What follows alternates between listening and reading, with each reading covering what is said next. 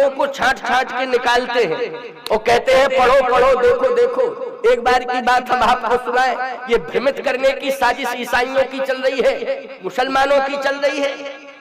ये ईसाइयों की, मुसलमानों की ये ताकतें जो धर्म विरोधी, जो सनातन संस्कृति पर कुठाराघात कर रही हैं, उनकी ये दुर्व्यवस्थाएं मैंने छत्तीसगढ़ में जाकर के देखा है। जगदलपुर नारायणपुर क्षेत्र में एक बिल्कुल जंगल में, घनघोर जंगल में अति विपन्न गांव है, जंगल में अति विपन्न गांव, वहां आदिवासी रहते हैं। आदिवासी रहते, हनुमान जी का मंदिर छोटा सा बना हुआ है, मैंने आंख से जाकर के देखा है उस गांव। छोटा सा हनुमान जी का मंदिर बना है, पूरे आदिवासी हनुमान जी को मानते हैं।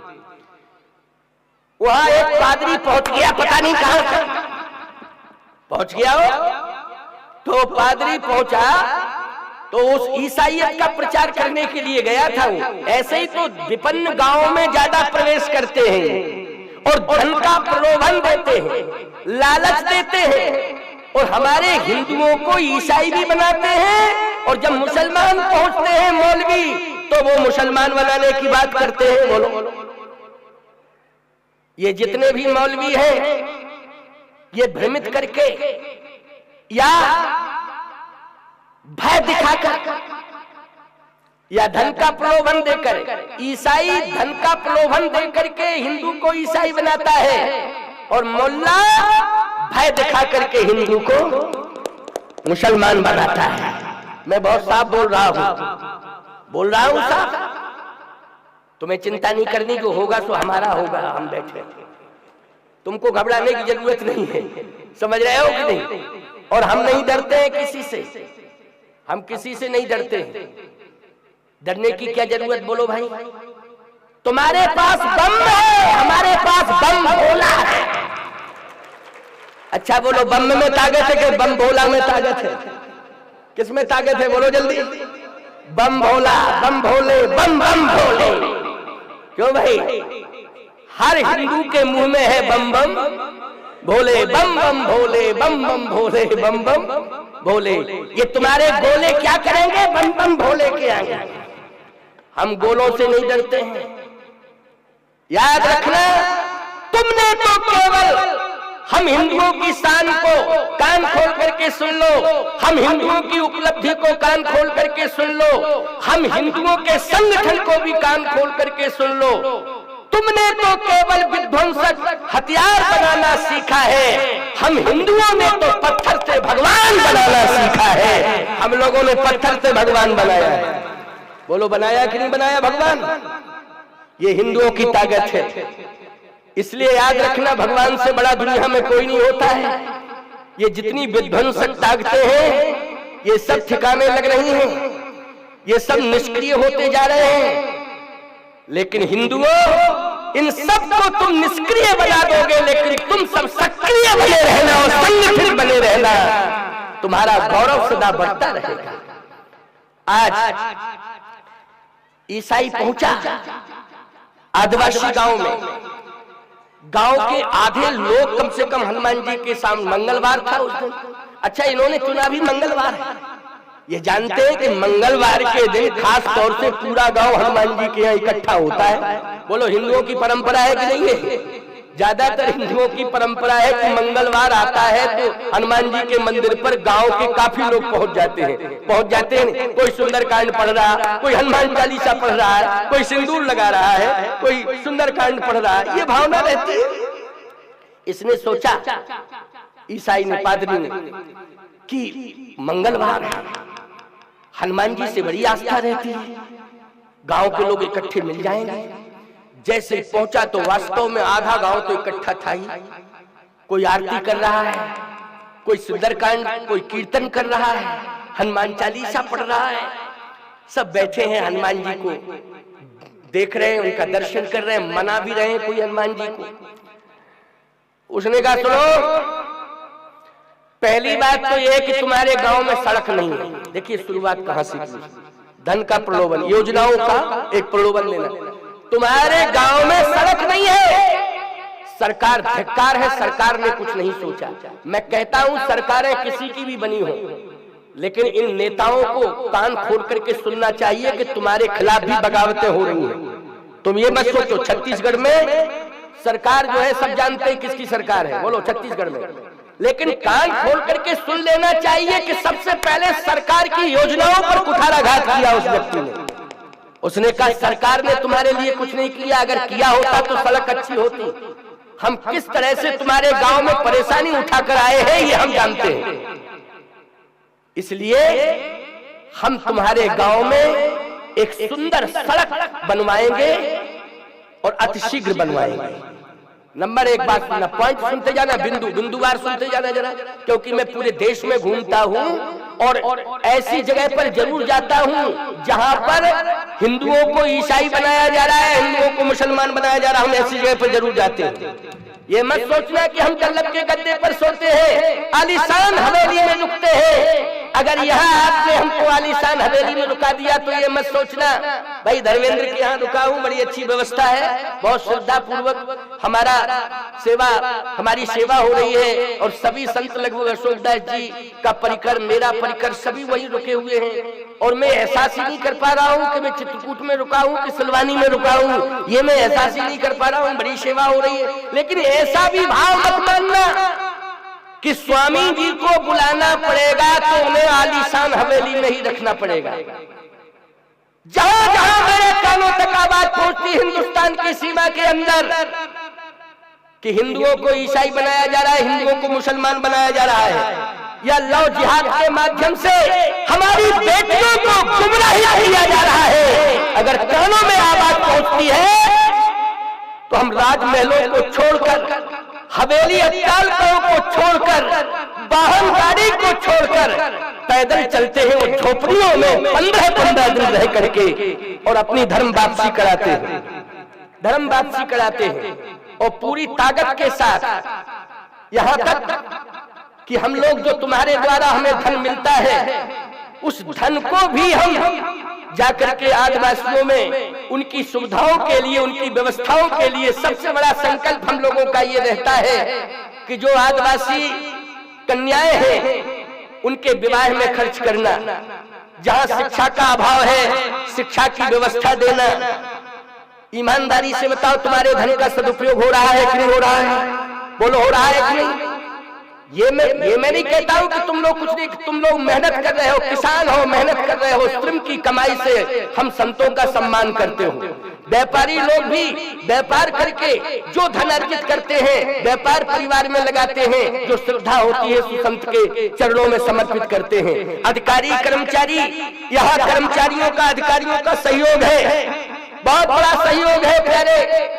मैं आपसे इस बात को बार बार कह रहा हूं कि यहाँ किसान, व्यापारी, कर्मचारी, अधिकारी, मजदूर, इन सबका मुक्त हस्त से योगदान है इस आयोजन के लिए। ये प्रसन्नता की बात है, बोलो है प्रसन्नता की बात की नहीं? सबने मुक्त हस्त से, क्यों? हमारा सनातन हिंदू सुरक्षित रहे, यही भाव से दिया कि नहीं दिया? किससे? कि हमारा सनातन हिंदू सुरक्षित रहे। और एक आश्चर्य की बात आपको बता दे, क्योंकि बात आती है तो बताना पड़ता है। देखो राम कथा तो हो ही नहीं, चिंता मत करना, का टाइम भी हो जाए तो हटना नहीं है तुमको, हटना है कि डटना है ये बताओ? डटना है, हम डटे रहेंगे, चिंता मत करना। हम यहाँ से हटेंगे नहीं, चिंता मत करो, जब तक हम हटे ना तब तक तुम डटे ही, बोलो डटे रहना। हाँ अच्छा एक बात बताओ, बिना चाय के गर्मी आ रही है कि नहीं आ रही है? हाँ ले आ रही है। अरे चाय पीने से 5-10 मिनट तक गर्मी रहेगी केवल, लेकिन बोलो एक एक शब्द जो है तुमको ऊर्जा दे रहा है कि नहीं दे रहा है? तुमको उत्साह दे रहा है कि नहीं दे रहा है? इसलिए मैं कहता हूं कि एक एक शब्द महत्वपूर्ण है, इन शब्दों को हल्के में मत लेना, साधारण मत लेना। जब उस पादरी ने इस बात को कहा, इस बात को कहा, क्या कहा? कि हम सड़क बना करके देंगे, तुम्हारे गांव में स्कूल टूटा फूटा है हम नया बना के देंगे, तुम्हारे गांव में लाइट नहीं है, प्रकाश नहीं है, हम प्रकाश देंगे। न सरकार की जरूरत है और ना किसी की जरूरत है। बस मेरी बात मानो, पर्याप्त सुविधाएं तुम्हें मिलेंगी सब कुछ। अगर तुम्हारे पास ठंडी में कंबल नहीं होंगे, हम कंबल देंगे। भोजन के लिए अगर तुम्हारे पास दाना पानी नहीं होगा तो हम चावल और दाल की व्यवस्था देंगे। अब तुम्हें चाहिए क्या? मेरी बात मानो। लोगों ने कहा बहुत अच्छे सज्जन आए, बताएं आप कहना क्या चाहते, आपकी बात पहले सुने तब माने। कहा देखो भाई, तुम किसको मान रहे हो? ये कौन है ये जो जिनकी पूजा कर रहे हो? कहे हनुमान जी है।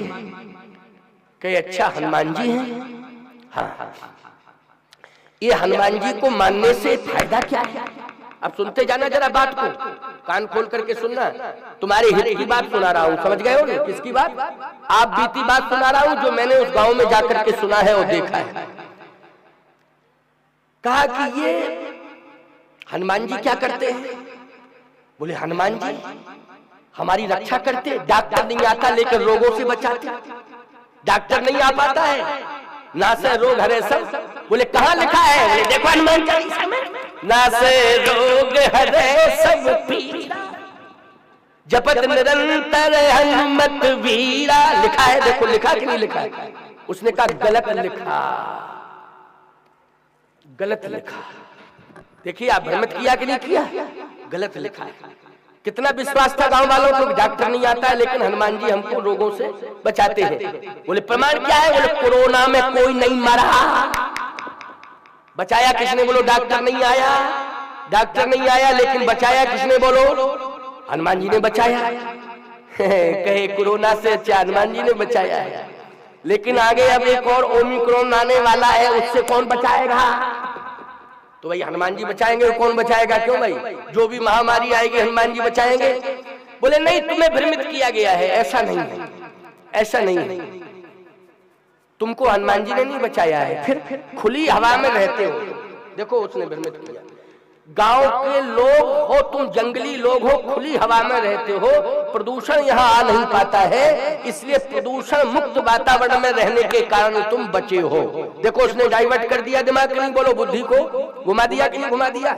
और शहर के लोग इसलिए ज्यादा मरते हैं, वहाँ सफोकेशन है, प्रदूषण है, इस गंदगी है, इस कारण से वहाँ वो कोरोना का प्रभाव पड़ गया। लेकिन तुम्हारे गाँव में रहते हो, खुले वातावरण में, यहाँ प्रदूषण, इसलिए बच गए हो। गांव के लोगों ने कहा और क्या है? कहे सुनो मेरी बात, अच्छे अच्छे डॉक्टर लाऊंगा, यहाँ बहुत बड़ा हॉस्पिटल खोलूंगा, बहुत सुंदर विद्यालय बनेगा, इंग्लिश मीडियम होगा, कॉन्वेंट के छात्र होंगे सब, बहुत अच्छा तुम्हारा गांव अमेरिका बना दूंगा। उसने ये नहीं कहा दिल्ली बना दूंगा, बंबई बना दूंगा। क्या बना दूंगा? अमेरिका बना दूंगा। अब गांव के लोग सीधे साधे बेचारे क्या जाने अमेरिका क्या।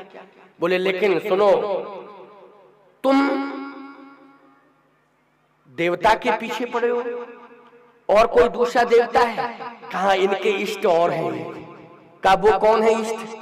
तो ले आए। भगवान राम की अष्टधातु की मूर्ति थी, छोटी सी, सब लोग घरों में रखे रहते ना, लड्डू गोपाल वगैरह, क्यों रखते हो ना घर घर में सब लोग छोटे छोटे, तो सबके घरों में वहां लड्डू गोपाल रखे थे। तो कहिए इनके इष्ट हैं, इनके इष्ट। अच्छा इष्ट हैं, कहाँ है वो?